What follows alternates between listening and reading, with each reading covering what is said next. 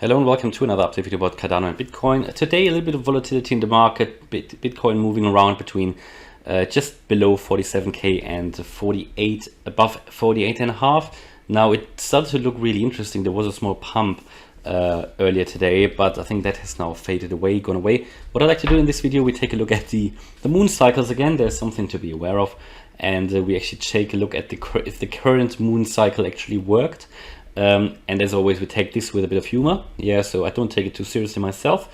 But as we talked about it earlier, there are other people talking about moon cycles. There is certainly some correlation between price uptrends and downtrends when the moon cycle changes. We saw that definitely in the charts.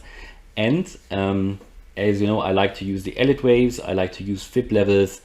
And don't forget that the planets and everything, they are all related. The way planets move and everything, they are all related to Fib levels as well. So you can find these Fib levels everywhere in nature. So why wouldn't the moon have an impact on prices? You know, take it with some humor and with a pinch of salt. But as Bitcoin is moving sideways, we try to keep it interesting and try to keep it a little bit funny.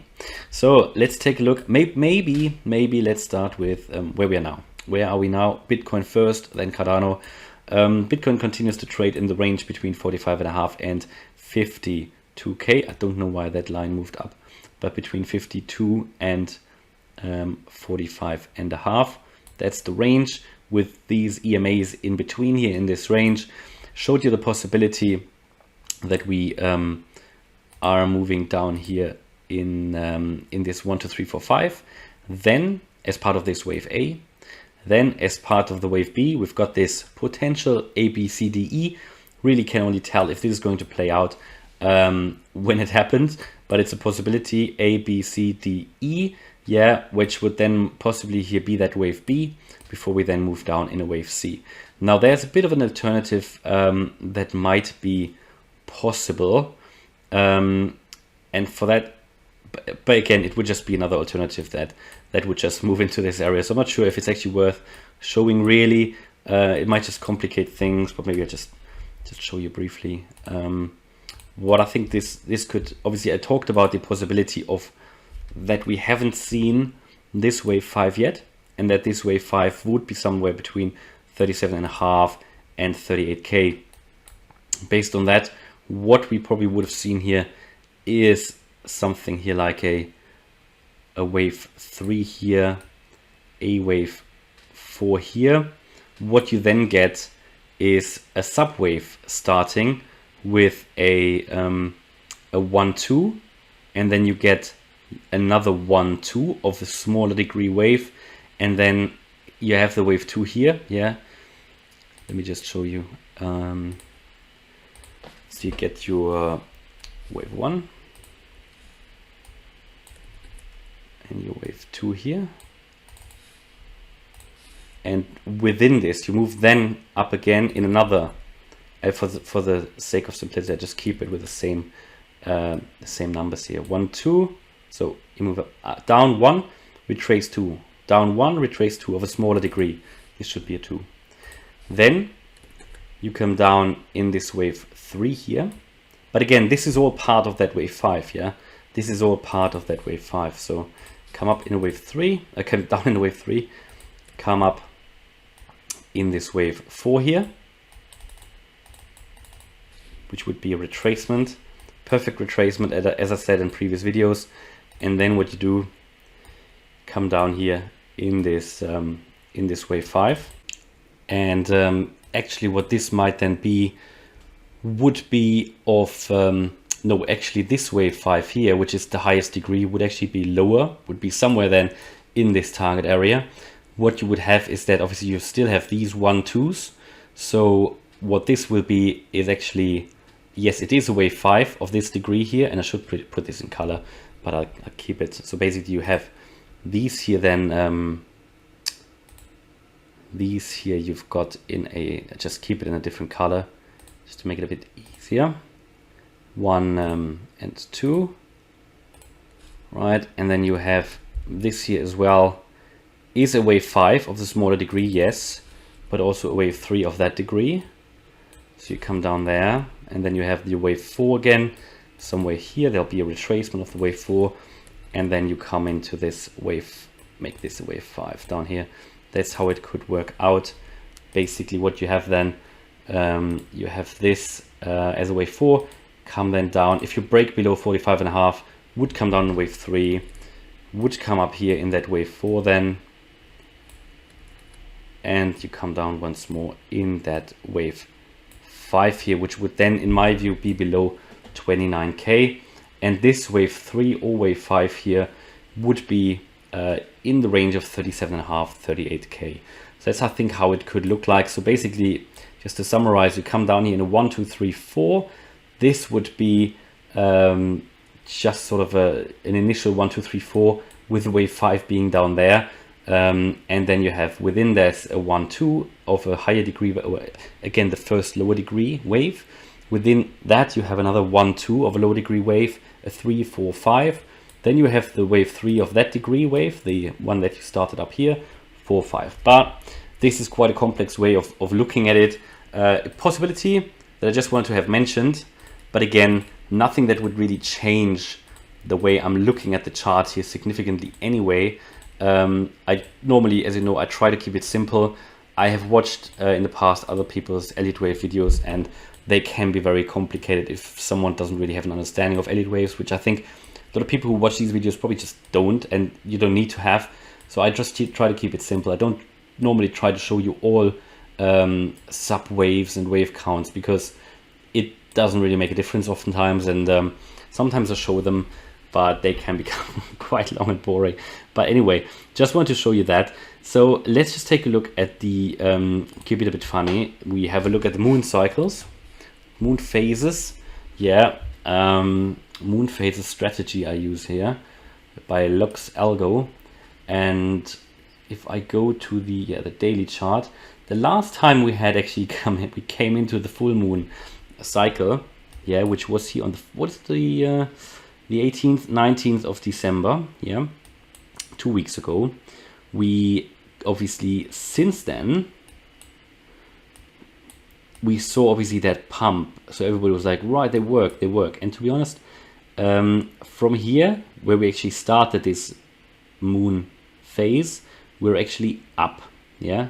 We're certainly up from where we started. We obviously made a nice pump directly when these moon phases started. So last time when we came into the new moon phase, we dropped down, so that worked. In the full moon phase, we went up, okay.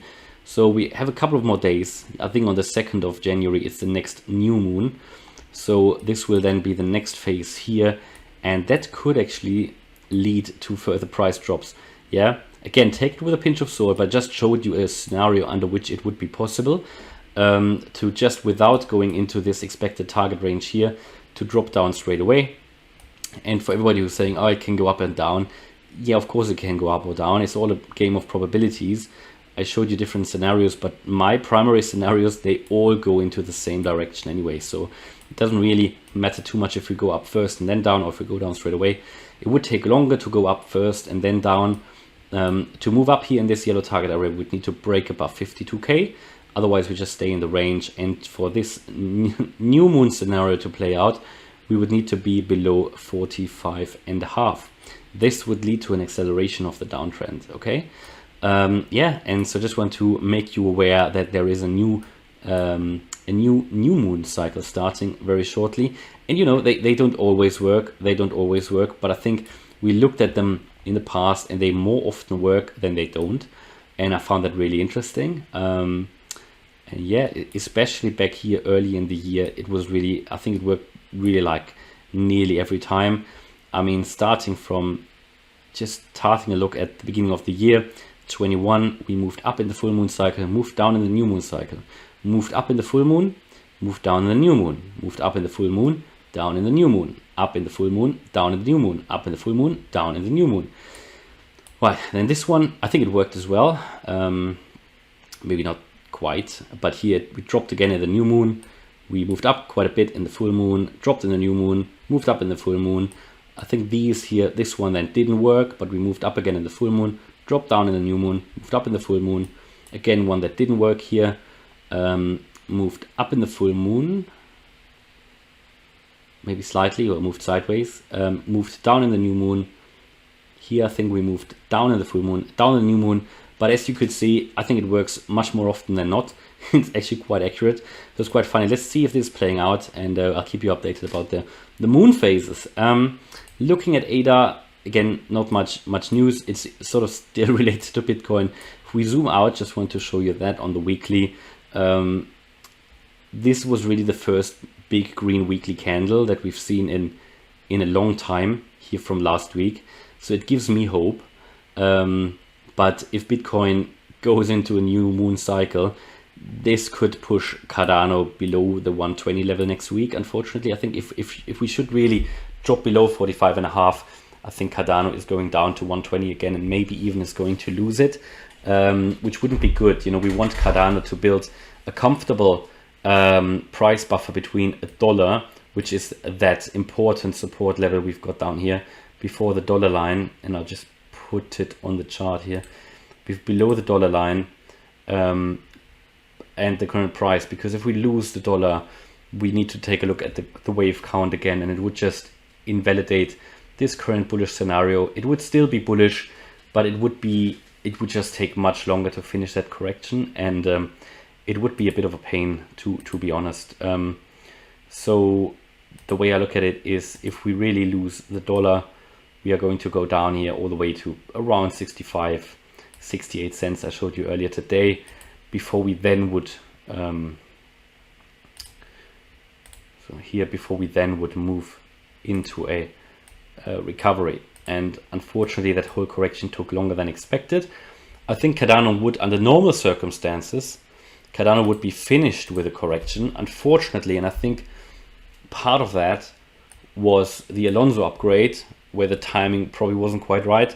The Alonso upgrade, and then the summit, where there was a lot of buy the rumors, sell the news going on. That led to a situation where Cardano sold off much sooner than other cryptos, and also pumped much sooner, but it sold off much sooner, leading to a situation where Cardano started that correction that other cryptos are in at the moment, including Bitcoin, just much earlier. And in this correction, Cardano couldn't make another peak, so it continued to sell off. And now when Cardano, I think, would have been finished with the correction, this is when Bitcoin started its correction, the wave C, to the downside, and it pushed Cardano even lower. And now Cardano naturally has difficulties to catch up, because even though Elliott Waves are at play here, we can't deny that there is a correlation with Bitcoin, and Bitcoin is just pushing down.